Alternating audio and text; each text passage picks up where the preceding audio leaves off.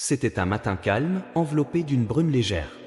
Sur le bord d'un petit chemin de campagne, un vieil homme s'assit sur une pierre plate, tenant dans ses mains une tasse de thé fumant. Il observait le soleil se lever lentement au-dessus des champs dorés.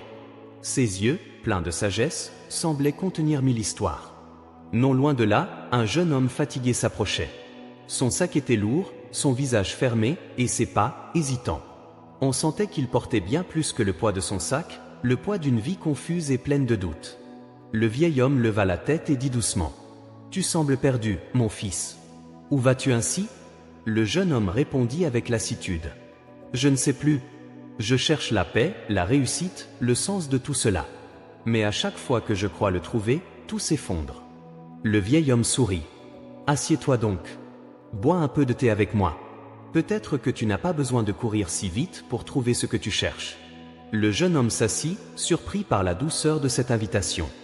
Il sentit le calme du lieu pénétrer peu à peu son cœur. « Tu veux des réponses ?» reprit le vieil homme. « Alors écoute bien. Je vais te raconter 4 leçons de vie que j'ai apprises, non pas dans les livres, mais dans les épreuves, les pertes et les rencontres. 4 leçons simples, mais qui peuvent transformer une vie. » Le jeune homme leva les yeux, curieux.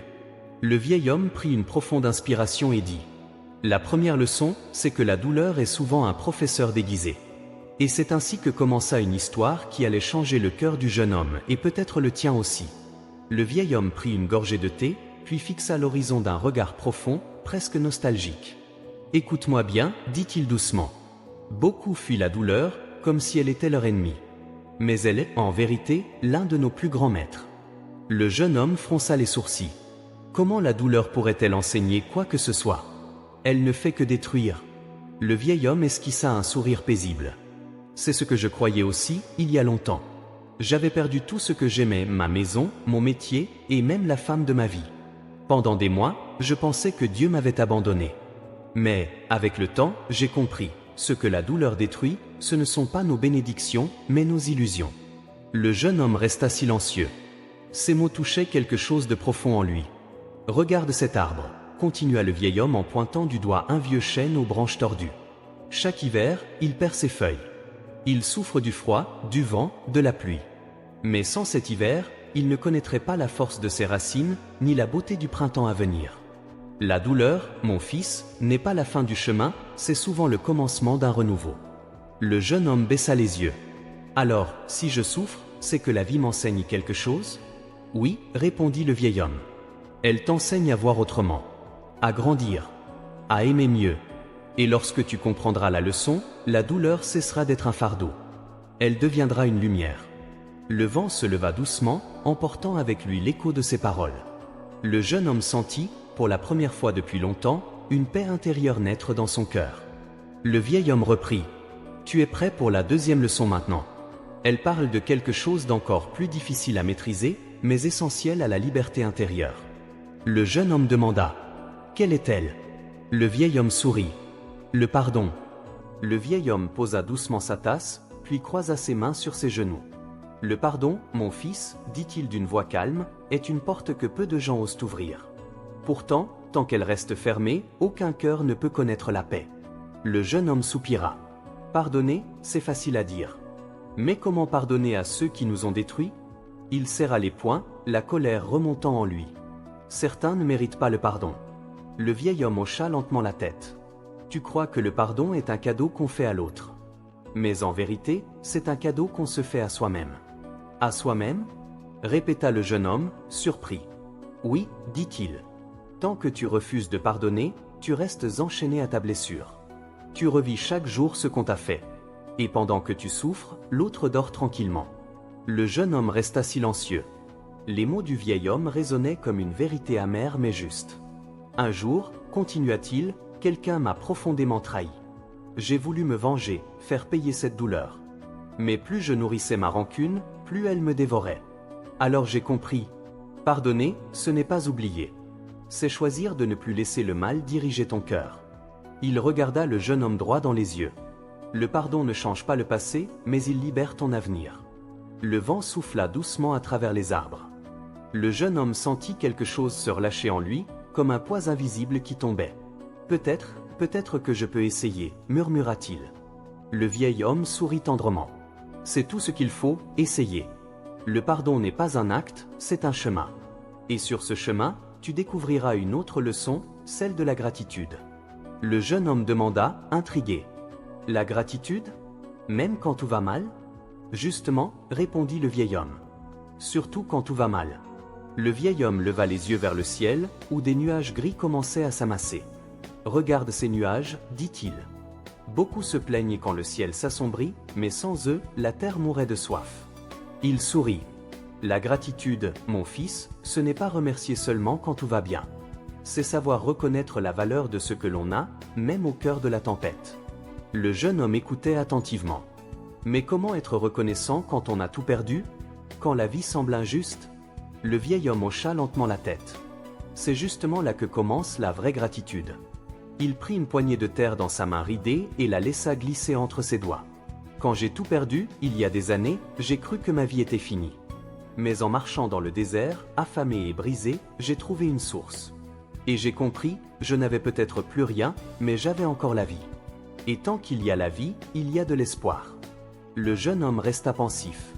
Le vieil homme poursuivit. Être reconnaissant, ce n'est pas ignorer la douleur. C'est dire, malgré tout, je choisis de voir le bien qui reste. Chaque matin où tu te réveilles, chaque souffle que tu prends, chaque sourire que tu croises, sont des bénédictions qu'on oublie trop souvent. Le jeune homme murmura. Alors la gratitude, c'est un choix? Oui, répondit le vieil homme. Un choix quotidien. Celui de nourrir ton âme plutôt que ta tristesse. Et plus tu remercieras, plus la vie te donnera de raisons de le faire. Un rayon de lumière perça soudain les nuages, éclairant leur visage. Le vieil homme ferma les yeux un instant. Vois-tu? Même après la pluie, le soleil finit toujours par revenir. Le jeune homme sourit pour la première fois. Il comprenait peu à peu ce que ces leçons signifiaient vraiment. Et la dernière leçon? Demanda-t-il. Le vieil homme rouvrit les yeux et répondit avec douceur. La quatrième leçon parle de la plus grande force que possède un être humain, l'amour. Le silence tomba un instant. Le vent s'apaisa, les oiseaux cessèrent de chanter, comme si la nature elle-même voulait écouter. Le vieil homme ferma les yeux, inspira profondément, puis parla d'une voix douce mais ferme. Le jeune homme resta là, silencieux, comme si le temps s'était arrêté. Les mots du vieil homme tournaient dans sa tête, douleur, pardon, gratitude, amour, 4 mots simples, mais si lourds de sens. Il regarda ses mains, calleuses et fatiguées, puis leva les yeux vers le ciel. J'ai passé ma vie à me plaindre, à accuser les autres, dit-il doucement. Je voulais que tout change autour de moi, sans jamais comprendre que c'est moi qui devais changer. Le vieil homme hocha la tête avec un léger sourire. Voilà, tu commences à voir clair. Le vrai voyage ne se fait pas avec les pieds, mais avec le cœur. Le jeune homme inspira profondément. Pour la première fois depuis longtemps, il sentit que quelque chose s'éveillait en lui, une sorte de paix intérieure, une force tranquille. Il se remémora tous ceux qui l'avaient blessé, trahi, humilié, et comprit soudain que sa colère ne lui avait jamais apporté que de la douleur. Il murmura, presque pour lui-même. Peut-être que je peux apprendre à pardonner, à être reconnaissant pour ce que j'ai, à aimer sans peur. Le vieil homme répondit doucement. Tu le peux, si tu le veux vraiment. Chaque jour est une nouvelle page.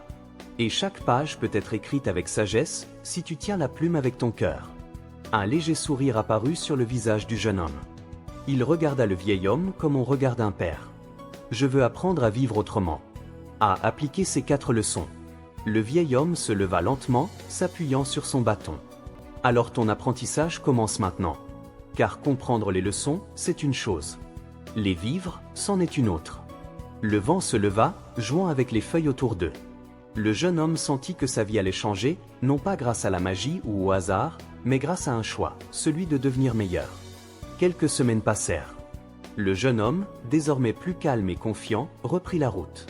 Chaque matin, il repensait aux 4 leçons du vieil homme et essayait de les vivre, pas seulement de les comprendre. Mais la vie, fidèle à sa nature, décida de le tester. Un soir, alors qu'il approchait d'un petit village, il aperçut un groupe d'hommes qu'il connaissait autrefois, ceux-là même qui s'étaient moqués de lui, qui l'avaient trahi et humilié quand il était tombé dans la misère. Ils riaient fort autour du feu, et lorsqu'ils le reconnurent, leurs sourires devinrent des rires méprisants. « Tiens donc, le rêveur !» lança l'un d'eux. « Toujours à la recherche de ta vie meilleure ?» Les autres éclatèrent de rire. Le jeune homme sentit son cœur se serrer. La douleur revint d'un coup, brûlante, comme une vieille blessure qu'on rouvre. Pendant un instant, il voulut fuir ou répondre par la colère. Mais une voix intérieure, celle du vieil homme, résonna dans son esprit. La douleur est un professeur déguisé. Ne la fuis pas, écoute ce qu'elle veut t'apprendre. Il prit une profonde respiration et resta immobile. Puis, calmement, il répondit. Riez si vous voulez. Moi, j'ai appris que la vie ne se mesure pas à ce que les autres pensent de nous, mais à ce que nous devenons malgré eux. Ces paroles étonnèrent le groupe. L'un d'eux se leva, furieux, prêt à le frapper. Mais le jeune homme ne bougea pas. « Je ne suis plus ton ennemi », dit-il simplement. Et il tourna le dos, marchant lentement sous la pluie fine qui commençait à tomber. Chaque goutte sur sa peau lui rappelait que la douleur ne le contrôlait plus. Il avait mal, oui, mais cette fois, la douleur n'était plus une prison.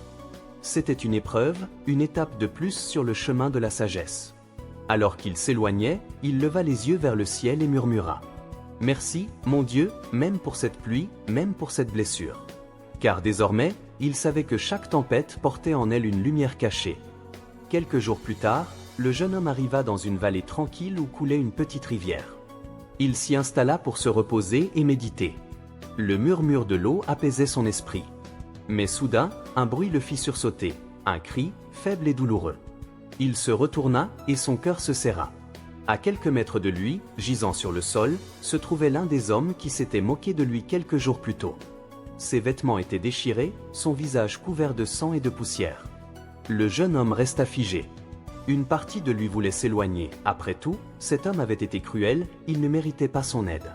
Mais au même moment, il se rappela les paroles du vieil homme. Pardonner, ce n'est pas pour les autres, c'est pour te libérer toi-même. Il ferma les yeux quelques secondes, lutta contre sa rancune, puis s'avança lentement. Il s'agenouilla près de l'homme blessé et lui tendit de l'eau. « Bois !» L'autre le regarda avec honte et incompréhension. « Pourquoi tu m'aides? Après tout ce que je t'ai fait ?» Le jeune homme répondit calmement. « Parce que je ne veux plus être ton ennemi. La haine t'enchaîne.